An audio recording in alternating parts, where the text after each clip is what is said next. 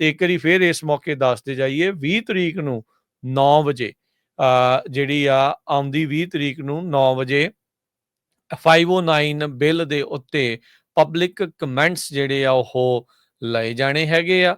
ਸੋ ਇਹ ਜਿਹੜੇ ਜਿੰਨੇ ਵੀ ਲੋਕ ਆ ਵੱਧ ਤੋਂ ਵੱਧ ਉਹਨਾਂ ਨੂੰ ਉੱਥੇ ਪਹੁੰਚਣ ਦੇ ਲਈ ਬੇਨਤੀ ਕੀਤੀ ਜਾਂਦੀ ਆ।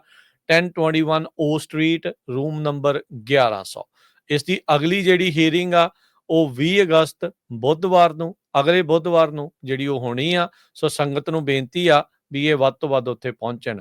ਪ੍ਰੋਸੀਜਰਲ ਹੀਅਰਿੰਗ ਆ ਉਸ ਦਿਨ ਉਸ ਦੇ ਉੱਤੇ ਵੋਟ ਤਾਂ ਚਾਹੇ ਨਹੀਂ ਹੋਣੀ, ਪਰ ਪਬਲਿਕਲੀ ਤੁਸੀਂ ਜਾ ਕੇ ਉਸ ਦੇ ਹੱਕ ਦੇ ਵਿੱਚ ਜਾਂ ਉਸ ਦੇ ਅਗੇਂਸਟ ਜਿਹੜਾ ਆ ਉਹ ਹਮਾਇਤ ਨੂੰ ਪ੍ਰਗਟਾ ਸਕਦੇ ਆ ਜਾਂ ਆਪਣੀ ਵਿਰੋਧਤਾ ਜਿਹੜੀ ਉਹ ਪ੍ਰਗਟਾ ਸਕਦੇ ਆ। ਸੋ ਆਪਾਂ ਤਾਂ ਆਪਣੀ ਕਮਿਊਨਿਟੀ ਨੂੰ ਇਹੀ ਕਹਿਣੇ ਆ ਵੀ ਵੱਧ ਤੋਂ ਵੱਧ ਜਿਹੜੀ ਹਮਾਇਤ ਆ ਇਸ ਦੇ ਵਿੱਚ ਪ੍ਰਗਟਾਓ, ਤਾਂ ਜੋ 509 ਬਿੱਲ ਜਿਹੜਾ ਆ ਇਹਨਾਂ ਹੀਅਰਿੰਗਸ ਦੇ ਵਿੱਚ ਉੱਥੋਂ ਵੀ ਗਾਂਹ ਨੂੰ ਤੁਰੇ ਤੇ ਅਸੈਂਬਲੀ 'ਚ ਵੀ ਜਿਹੜਾ ਉਹ ਇਵੈਂਚੁਅਲੀ ਪਾਸ ਜਿਹੜਾ ਉਹ ਹੋਵੇ।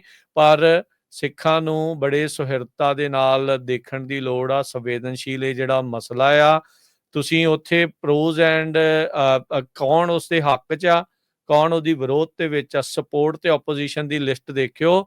ਆਪੋਜੀਸ਼ਨ ਦੀ ਲਿਸਟ ਬਹੁਤ ਜ਼ਿਆਦਾ ਲੰਬੀ ਹੋ ਚੁੱਕੀ ਆ 509 ਦੇ ਉਲਟ।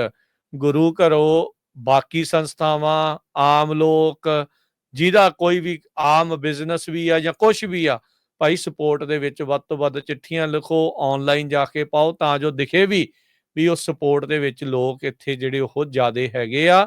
ਇਹ ਨਾ ਹੋਵੇ ਵੀ ਬਾਅਦ ਦੇ ਵਿੱਚ ਸੱਪ ਲੰਘ ਜਵੇ ਤੇ ਆਪਾਂ ਲੀਕ ਕੁੱਟਦੇ ਫਿਰੀਏ ਵੀ ਹਾਏ ਹਾਏ ਆਹ ਕੀ ਜਿਹੜਾ ਆ ਉਹ ਵਾਪਰ ਗਿਆ, ਆਹ ਕੀ ਜਿਹੜਾ ਉਹ ਹੋ ਗਿਆ।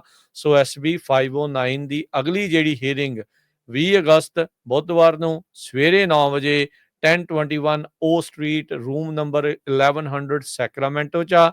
ਇੱਕ ਤਾਂ ਉੱਥੇ ਵੱਧ ਤੋਂ ਵੱਧ ਪਹੁੰਚ ਕੇ ਹਮਾਇਤ ਜਿਹੜੀ ਉਹ ਪ੍ਰਗਟਾਓ।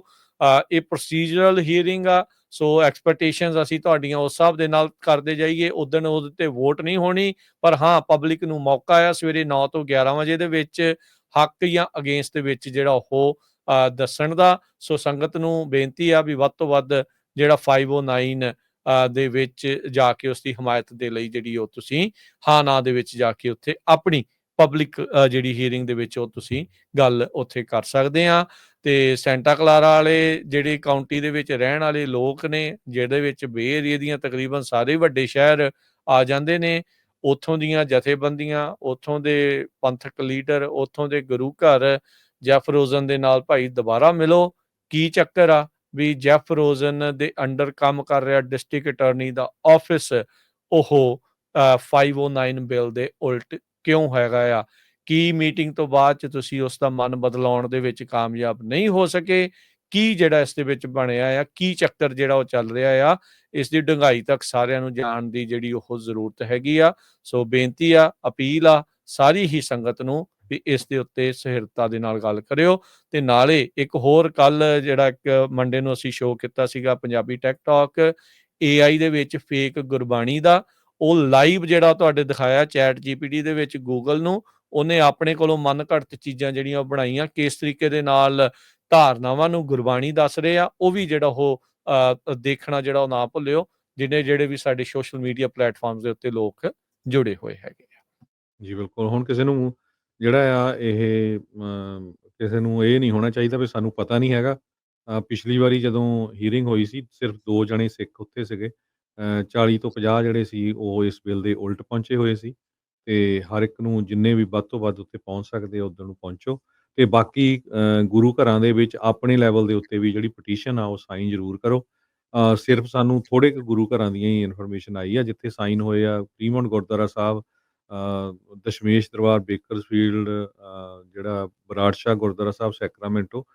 ਬਾਕੀ ਕਿਸੇ ਨੇ ਸਾਨੂੰ ਦੱਸਿਆ ਨਹੀਂ ਵੀ ਉੱਥੇ ਵੀ ਹੋਏ ਆ। ਕਿਉਂਕਿ ਇਹ ਕੰਮ ਵੀ ਜ਼ਰੂਰੀ ਹੁੰਦਾ ਨਾਲ, ਜਿਹੜਾ ਰੱਬ ਦਾ ਨਾਂ ਲੈਣਾ ਤੇ ਨਾਲ ਦੀ ਨਾਲ ਜਿਹੜੇ ਤੁਹਾਡੇ ਹੱਕ ਆ ਉਹਨਾਂ ਲਈ ਲੜਨਾ, ਇਹ ਵੀ ਕੰਮ ਬਹੁਤ ਜ਼ਰੂਰੀ ਹੁੰਦਾ ਹੈਗਾ। ਇਹ ਸਭ ਤੋਂ ਜਿਹੜਾ ਲੀਡ ਆ ਉਹ ਗੁਰੂ ਘਰਾਂ ਨੂੰ ਹੀ ਲੈਣੀ ਚਾਹੀਦੀ ਆ, ਤਦ ਹੀ ਐਕਸ਼ਨ ਹੁੰਦਾ ਹੈਗਾ। ਜੀ ਬਿਲਕੁਲ। ਸੋ ਮੇਕ ਸ਼ੋਰ ਕਰੋ ਹੁਣ ਇਹ ਨਾ ਕੋਈ ਕਵੇ ਵੀ ਭਾਈ ਤੁਸੀਂ ਦੱਸਿਆ ਨਹੀਂ ਸੀਗਾ। ਸੋ ਆਪਾਂ ਹੁਣ ਤੁਹਾਨੂੰ ਲਗਾਤਾਰ ਜਿਹੜਾ ਉਹ ਦੱਸ ਰਹੇ ਹਾਂ।